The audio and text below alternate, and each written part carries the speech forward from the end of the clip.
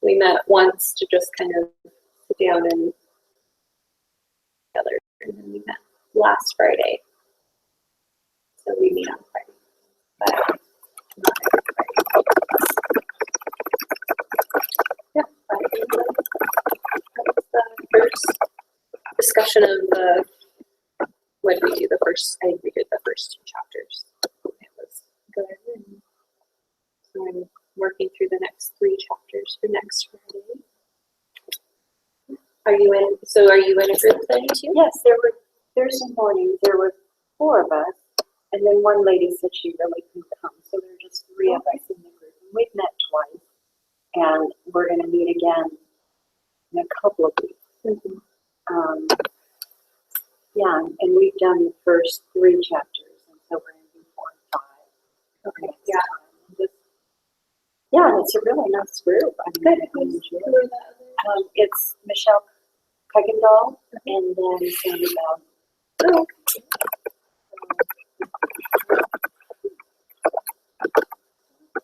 3 or 4 versus 7. That is ours is bigger, but it's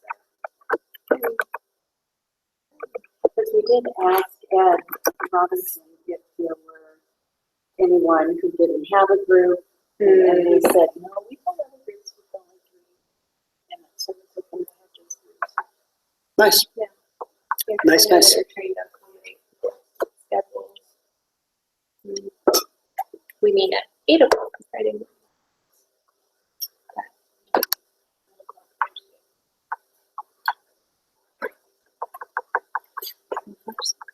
Okay, you guys ready? We're going to roll through this a little bit. So we're going to talk about our UDOIT tool, which is our accessibility checker that we have installed in Canvas. It is going to allow you as a faculty member to look through your courses and be able to check your courses for accessibility issues. Canvas especially is one of those places where, because we have a lot of students that come in and out of it all the time, we want to make sure that in the event that they have a disability, whether it's known or it's not known, that we're doing our due diligence to really make sure that our courses are as accessible as humanly possible, right? We're not going to necessarily be able to cover every base and check every box all of the time, because there might be something we add and it just slips through the cracks, right? It gets missed. But as long as we're making a concerted effort to really try our hardest to make things as accessible as possible, then we're fighting a good fight, right, at that point. So Canvas has some general accessibility design guidelines. And so this is kind of where a lot of this started from. Our tool, our UDOIT tool, was created by a group from the University of Central Florida. So they got a grant to basically develop a tool that works inside Canvas, and it checks everything that's inside your course, right? Your syllabus, your assignments, your files, your videos, your posts, all of those, and all that information is checked.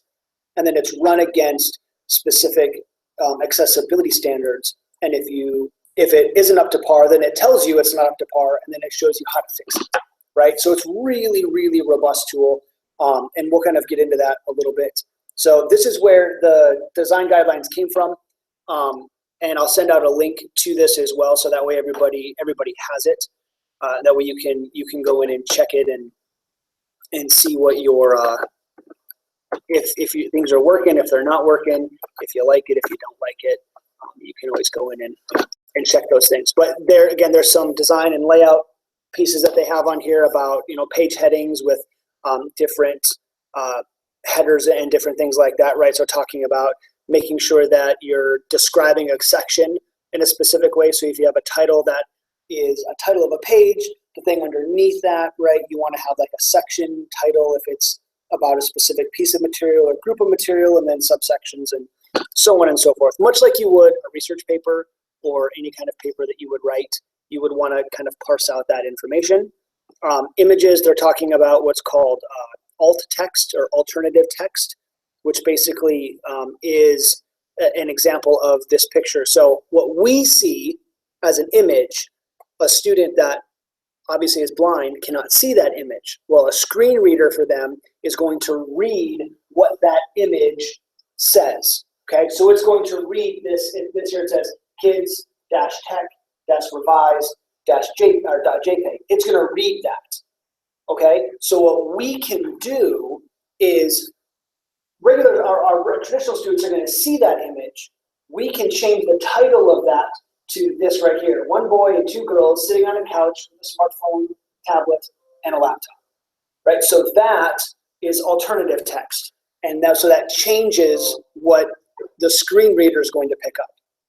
So we have to change it because UDOIT is going to tell us that has to be changed. Yes, and then you can change it right there, right from UDOIT. I'll show you. It's super awesome. Super awesome. Another thing too. So with like links, for example, a bad link would be this, right? You've got this this gentleman, his paper. Here's the paper, and then we put in a link, right? Because we do that because it's easy for us. A direct link to that paper. Our students are going to roll over it. They're going to click on it, right? We don't necessarily care that it's 100 characters and it's a mix of upper and lowercase, right, and all the rest of that stuff. But when you're listening to it from a screen reader, this is how it sounds. And it might not actually sound. Hold on. Let me turn my volume. On the external side, http://w. Okay, I'm going to back that up. So here's what a screen reader sounds like when a screen reader is reading information. Tags it, and there's paper flowing up digital. Quote links to an external site. http://www.meridian/jan98/b_6/digital.html links to an external site. Says these students. Okay, so the screen reader reads the entire URL, right? Because it reads it as text. And then it says, but it's a link. And it's a link again at the end. So what we can do is we can change this. So if we know the Growing Up Digital is the paper, we turn that into a link, right? So you're basically changing the text of the link.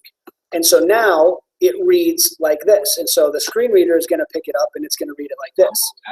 And there's paper links to an external site. Not Growing Up Digital links to an external site. Quote says these students. So it's reading it, it's saying links to an external site. So it's saying you have the text that's coming is a hyperlink. And then it gives the name of the actual text that you're referring to. And then at the end it says links to an external site, which then tells the listener, the student, that this was a link.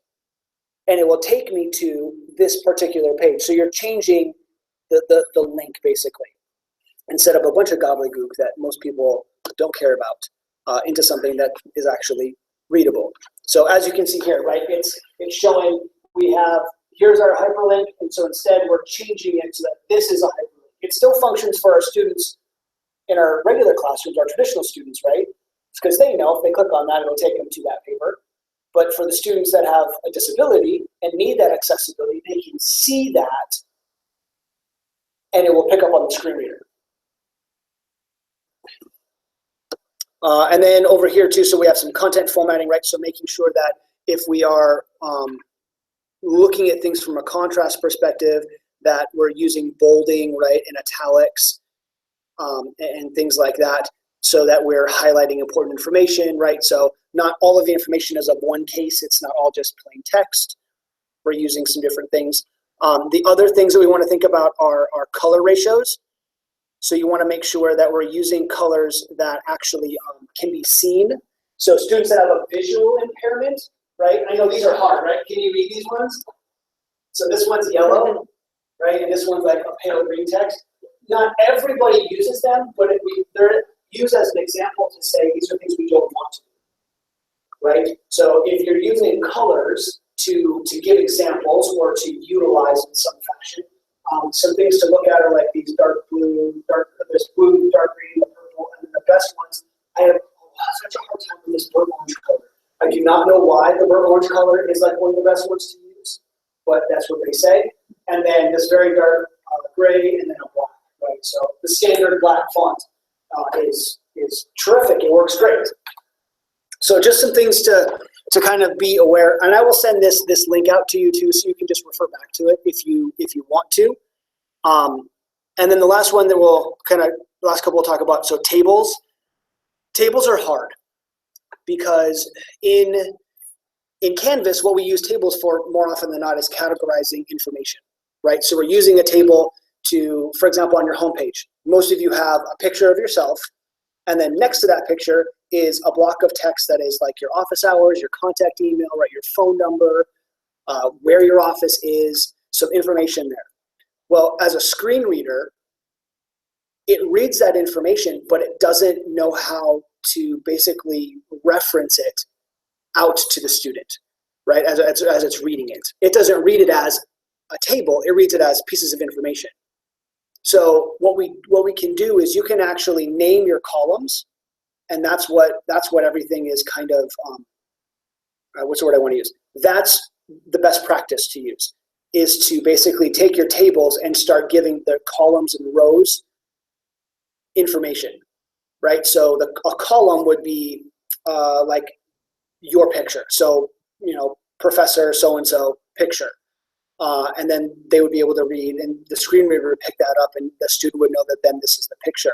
And then the next column would be Professor so-and-so contact information, right? And then as a screen reader reads that and goes down that column, it then has the ability to then say, oh, here's this information, and this is what all this information is. Auditorily process, right, and be able to grasp what all this information is, instead of it just kind of hanging out there in a table that doesn't really have information attached to it in a way that makes sense to them. So it's helping us kind of look at things in a different perspective, right? Because when I look at it, it makes sense to me. But if I'm listening to it, does that make sense? And that's especially for myself, right, as a professor looking at my students that might have a disability coming in if they're using a screen reader, that one's hard for me because I have a really hard time being able to understand what I need to do in order to help them. Could you give an example like the rubric? Right. So with a rubric, you would have each of the content areas, right? Each of the quartiles would have a title for what it is. So a lot of times what you see in a rubric would be, you'd have, let me do this. So you would have like your section here and your section here, right? And it would be like, instead of doing like a 1, 2, 3, 4, and 5, you would actually define what 1 is. So this is below average, right? And this is this, and then this is this, and then this is this. So you're actually giving more information than may actually be necessary, but it's using it to color it in such a way that if it was being read by a screen reader, they would be able to understand what those quartiles are in that specific rubric. Yes? Do you mean in addition to numbers, putting or that? Yes. Yes, in addition, yeah. So you could still leave the number 1 there, right? You would just give that 1 an additional title so that it added to it, right? Yes, thank you, that was good. That's good, thank you for making me clarify. And then videos are the same way. So videos, we want to start looking at adding captions or some sort of transcript to our videos. And I know I say that word and then everybody goes, well, you mean I actually have to type out like what I'm saying or go back and rewatch my video and then type it out, which again, it sounds like a lot of time. I have a really sweet workaround though that will give you a really good shot at taking a whole lot of time off of that process. So I'll show you what that looks like. Because like, again, if you use like Amara, what it's gonna have you do is you basically put your video or your audio file in and it gives it to you in 5-second increments, right? And so you basically listen and you type and then you listen and then you type and you listen and then you type. And so that your 5 or 10 minute video becomes hours now of you having to transcribe things out. So I use a different system. I use it for my dissertation to transcribe all of my qualitative interviews that I did. And it worked really, really well, actually. And it's all free software. So I was totally super excited about that. And then with Microsoft has its own accessibility checkers that are inside of it as well. So Word has one, PowerPoint has one. I think Excel has one, although Excel would get really interesting about what that would look like. I don't know if Excel does or not. But I know Word and PowerPoint do. And so, again, you can run that, and it will do that same thing, right? It'll tell you how to help your Word documents and your PowerPoint presentations so that they are accessibility friendly. So students with like a screen reader or whatever will be able to see that. So anyways, this is a great resource. I will send this link out to you so that way you can refer back to this Canvas community. Okay, now why you're really here, right? You didn't come to hear me spout on about accessibility. We did not create. I cannot even take credit for that. Do not listen to me say that we did this. So we found a tool that was created by a group from the University of Central Florida to help professors, right, with accessibility in their courses. So that's what this is all about. The tool is called UDOIT, which basically is, it's what it says. You're going to do this. You're going to look for accessibility. You're going to kind of figure out what this looks like. It really is giving you the power to start this. So it's in every course. So on your side navigation, right, you'll notice that there's this little guy right down here that says UDOIT. Really, really simple. So you just click on that. And what that does, it's going to have you authorize to allow this to work, right? So you get a screen. It'll say you need to authorize. There's a little green button that says, I think it says authorize. So you just click yes or authorize, and then you'll get to this screen. So the cool thing about this is it gives you an understanding, right, of what it is. If you want to know more about UDOIT, you can click on this. It's going to take you to this little guy here, right? So you can see what all the different accessibility pieces look like. You can click on more information, right? They built this whole kind of help tutorial thing for you. Really, really cool. So that's not what it sounds wrong, yours. Not yet. We haven't read it What yet. did you just click? Oh, you just clicked Yep. the little monkey. What does it look for? This just shows you, again, what it's looking for throughout your course. So in the scanner portion, when you start it, you have the ability to check specific things. So let's say you don't want to scan your entire course, right? That's overwhelming. You don't have to. You could come and just scan through just your assignments if you wanted to, right? You could scan just through the discussions if you wanted to. You can just take it piece by piece. So don't feel like you have to do the entire thing, right? You can take just sections at a time if you want. For what I'm going to show you, we're going to scan the whole thing. And then based on what kind of content you have in your course, it could take a few minutes to scan through and run everything. But for the most part, even when we did it earlier today, it didn't take that long. I mean, we were a couple of minutes and then the scan was done. So all you do is, again, you just select what content you want and you click the green button that says Run Scanner.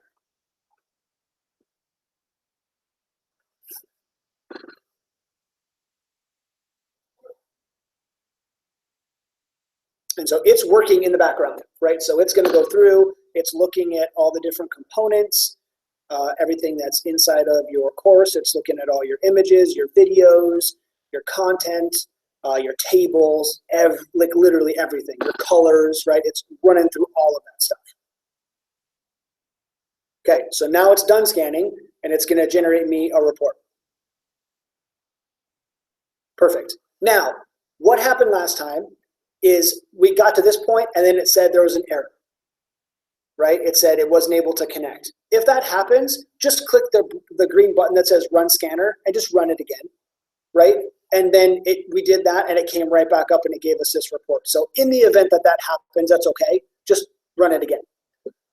So you'll see, okay, so here's my scanner. Hey, we have one less error this time because I fixed one. So you'll see I have 527 errors in my entire course. Now that's over all of my content. I know that's a ginormous number, right? You're thinking right now, oh my gosh, how am I going to fix all of those problems? And some of them are actually like, they're not really as bad as it sounds, I promise. Okay, so let's kind of take a look at this. In my announcements, right, I have one area of suggestion and one error. So in the week 6 section right here, I can consider adding headings to my documents to create more structure, right? So it's telling me that you might want to do that in this, just to kind of create some visual understanding of how to break my information up, okay? Over here in this, I have a video, okay? And it's telling me that I do not have any synchronized captions. I don't have a transcript. I don't have anything for that video. So that's something that I might want to consider adding. Now, is that the Khan Academy video? they're talking about? Yes, Because actually, that's what it's talking about. yes. Khan Academy. So how do you do Khan Academy? Okay, well, that's great. So the Khan Academy videos should have transcripts that are attached to them because they're housed on YouTube. So for the most part, all of those will be okay. This one actually might be an updated video that I myself made. Now, if I want to find out, here's what's really cool. I can click on this view source of the issue. If I click on this, nope, see it is. So here is this video. Now, here's what I can do. I can actually go in, if I want to, and go into where this video is and look at it and see if it's maybe not just picking it up because I'm linking to it from something else that's going through somewhere else, right? I'm linking it to Khan Academy. Khan Academy is actually linking it to YouTube, right? So in that trail, it may just not be looking and seeing that there is actually closed captions and a transcript that's associated with it. So anything that's on YouTube, really honestly, will have a transcript or closed captions associated with it. They just will. So this one I'm not worried about. Okay, so student introductions, right? I have over here, there's 2 errors. So the first one is, okay, so I have a picture, right? And it's saying, you know, I need to be able to provide some alternate text. So I'm going to look at the source, this little speech bubble, right? And here is actually what it's saying, right? So here's what the actual speech bubble is. So what I can do to fix it is I click on this little you fix it thing, and now I can actually add my alternate text for what this is right here. So I can come in here and put speech bubble and then click submit. And now UDOIT is going to go in, it's going to take what was there and it's going to transform it for me. So now when a screen reader comes across that particular little image, it now reads speech bubble. And it's going to pick that up. So that's the beauty of what UFixit does, is it allows you to actually go in and make those fixes without having to go into like the HTML, right? And figure out where's that image at? Where's that thing at? What if I'm in the back end like that and I forget to put a period in and I break something, right? You don't have to access any of that. It will access all of that for you. Let's look at some other ones. So here's my discussions, right? And again, you can see that most of them have the same 2 errors. So most of them are coming up with this alt text, right? Because there's a picture and I have a table and I don't have any headers in my table, right? So my table in my discussions look like this. Okay, so I have a picture, right? And then I have my little block of text that I have, which is pretty standard, right? It's pretty standard fare for what we do. So in order to fix that, maybe you don't use a table, right? Maybe you just put the text in there. Maybe you're not using a table with a picture at all, right? So that doesn't necessarily mean anything, and you don't have that particular error, right? What if you had those speech bubbles? Will it go through and do all of them or just one at a time? One at a time. So every instance that it sees as a new image, right? It sees a new image. So what you could do is, well, nope, you can't do that. I can't even say that. Sorry, don't listen to me. I was going to say something that was wrong. So again, so here with the tables, this is where, right? This is where we would want to go in and add our table text, kind of like we were talking about before, right? Where we would have columns and headers and different things like that so that the information was able to be understood. But for me, this is one of those things where I could very easily come in here, remove this picture that's not necessarily necessary, and just take the table out and take this little paragraph and just put it in there as text, right? And call it a day. Or put the picture above it if I want to, right? And or do something like that. Maybe center it and make it look more visually interesting that way. There's other things I can do with that than putting it in a table.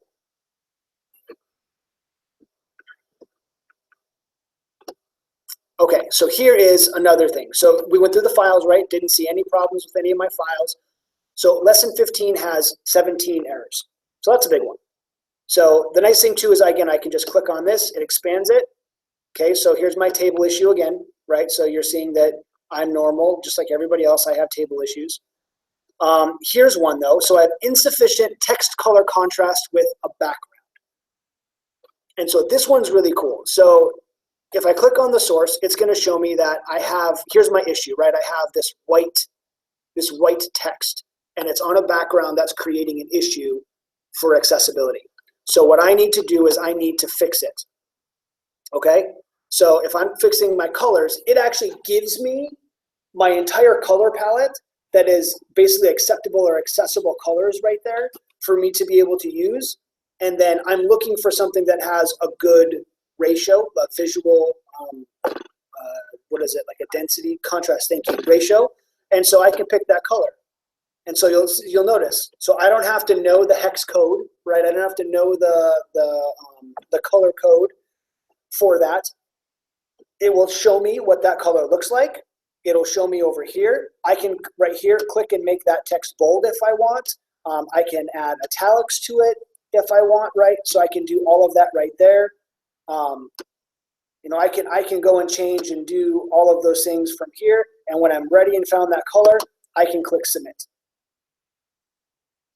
And okay, and it will go and it will change that one for me.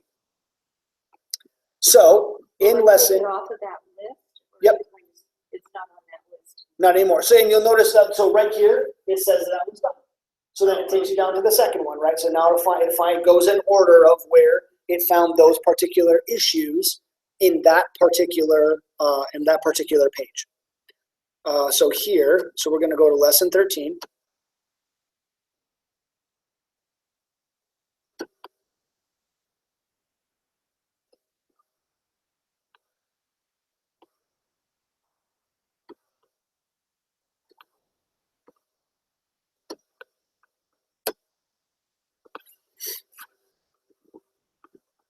Okay, and so here is where we're starting to see something that's different, right? So here I had this blue box that I love my blue box, right? To me, a blue box, that's a background, and white text, that pops, right? I can see that. That makes sense to me.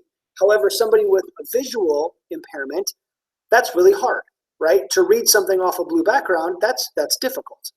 And so that's why they're talking about having those contrasts and colors that really work well together so that you're not necessarily having issues, or those students aren't necessarily having issues.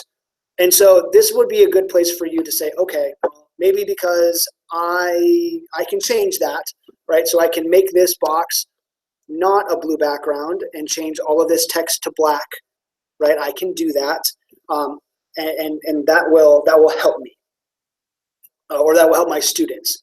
And so maybe you're just figuring out different things. Of what to do and how to make those changes. And so that's another great way too, to be able to look and say, okay, where is this specifically happening? So that way maybe I can go in and say, okay, I noticed this is going to be a problem. Well, I need to fix this now.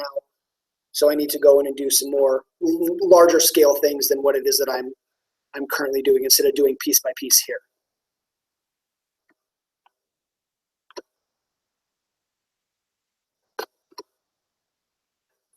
So again, like I said, you can see, right, lesson 9, lesson 10 kind of has the same thing, right? So I've got a table, I've got that same kind of color contrast thing. So you'll notice, right, some of the things keep coming back because I've either used the same framework for my assignments or my lessons or whatever.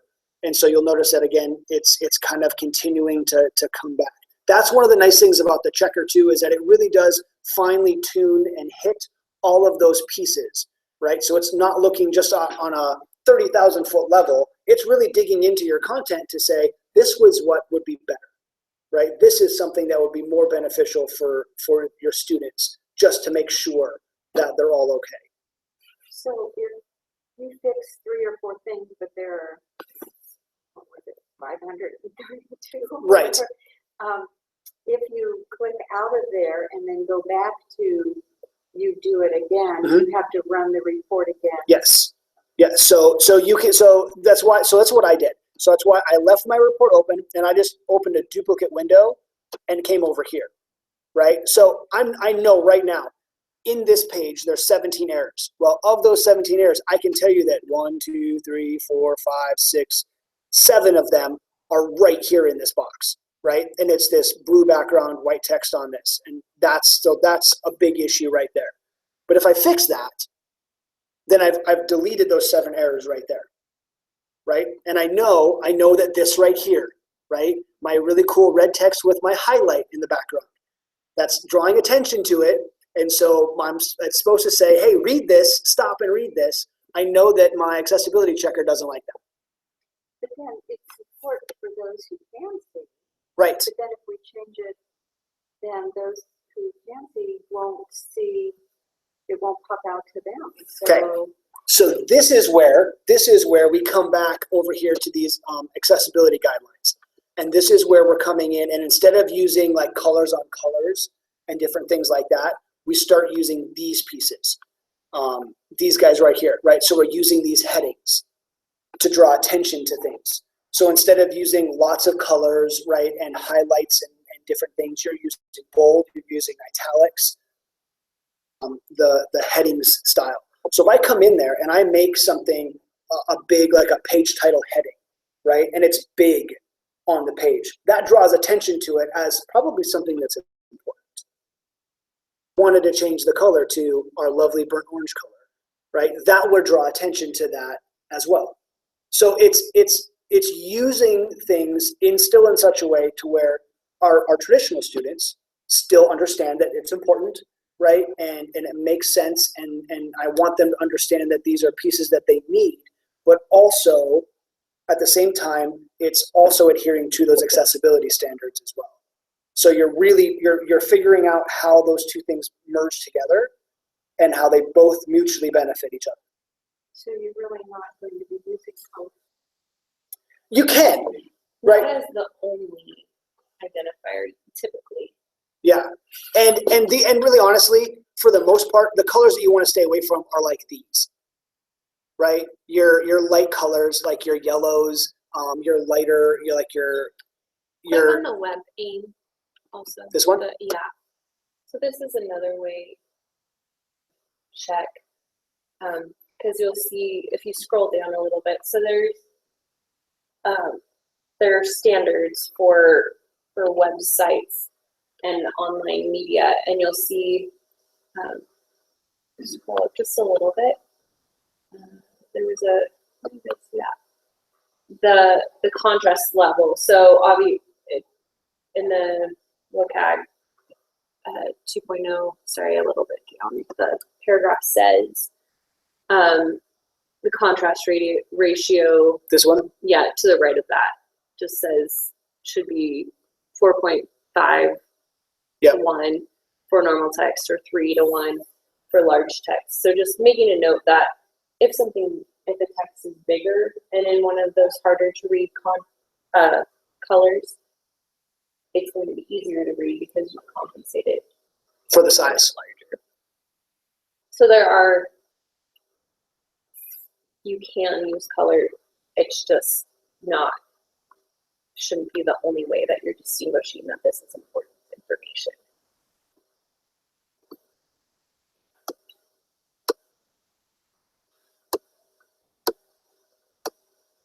Right, and so this is where too you can kind of scroll through and find different colors, and it'll kind of run you through the spectrum here of different things that that you can put through. So if you had a specific color number that you wanted to use, you could do that, and then kind of run through too, right? So you're seeing here what it's looking at, and then it's telling you if it's passing or failing those accessibility standards. So this is just another way to check. It depends on how deep you want to go, right? How far down the rabbit hole you want to venture. So let me say this.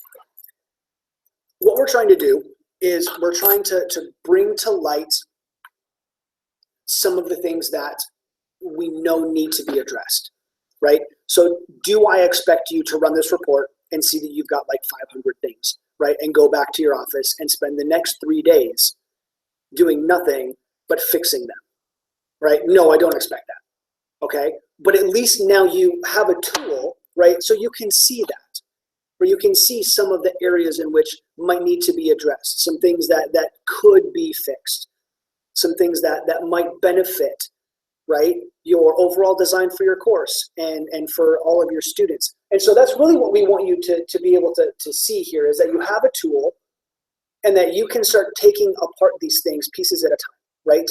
So don't think of it like it's one big egg that you try to have to crack and fix all at the same, all at once. It can be something that you do periodically, right? Piece by piece, section by section, assignment by assignment. And then as you start to do that, right, it starts to become second nature. And so pretty soon you're doing it just because that's what you do, right? I use these colors, right? I don't use these colors. Or I make sure I use headings and subheadings and this thing and that thing instead of tables. Or if I'm adding a picture, I'm automatically typing, here's what the picture is, right? And so as it comes in, that's what it is. So it starts to change our practice a little bit instead of feeling like, oh goodness, I have to do everything at once. So right now we're retrofitting what we've already created, but ideally moving forward would be more aware of how we're creating our content and say, oh yeah, I remember I had to change that a bunch in this one course. Maybe I won't do it that way in my new course. Definitely. And this is where we really want you to come to us too and say, hey, I ran this, here's what my report said, where should I start? Right, what should we do? And just starts to help you have a greater context of what's available. So I don't want to keep you guys very much longer, right? I know we said 30 minutes and we're 10 minutes over. So again, that's UDOIT. It's really, really simple, right? It just gives you a baseline. You're very welcome. You're so welcome. So do you guys have any other questions? So you mentioned about the videos. Yes. And I have some YouTube videos that are showing up as not having. So how do I follow up on that? Okay, so are they videos that you put into YouTube? I have links to the YouTube videos. Okay, so they're not yours, you don't own them. Right. Okay, so at that point in time, what you can do is you could, okay, there's a roundabout, and what I'm about to tell you is against the rules. I should probably turn the recording off so that nobody else hears me. You can download YouTube videos, right? There are sources out there that allow you to that will do that for you.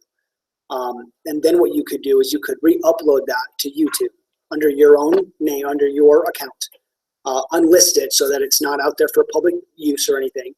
And what YouTube will do is they have a speech-to-text engine that runs through all the videos, and supposed to create a caption file that goes with all of the videos, right? So then what you can do is you can actually go in the back end of YouTube in the video and download that file, and then you can edit it if you want to. You can actually edit it right in YouTube as well and watch the video and make edits to what's being said. If you want to just have a text block of all of that information, you can download that file and you can run it through a little converter that's free, and it'll actually spit you out all that in just a block text. And then you can take that and make a transcript out of that if you want. So that would be my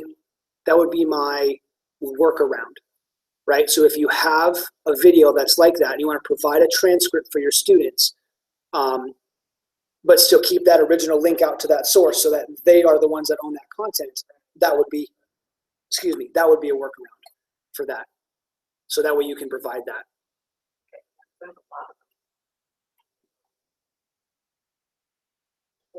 Yes, sir. So a minute ago, you mentioned contrast-based show. Mhm. Where do you get that to show up? For Oh, that link is within. these guys. That So link is within that article that you sent. Or the article. which one? This one. So I will send this to you. Okay, it's a Canvas community page that they made for the accessibility guidelines. If you scroll down, it's about halfway down in the middle when they're talking about this color ratios. It's right here. Normally, they find that there's, right, it's not normally there. In other words. We have to have this- Correct. Okay, all right. Correct. Yes, sir. Yes, sir. But the UDOIT tool does have kind of it does show you if the contrast level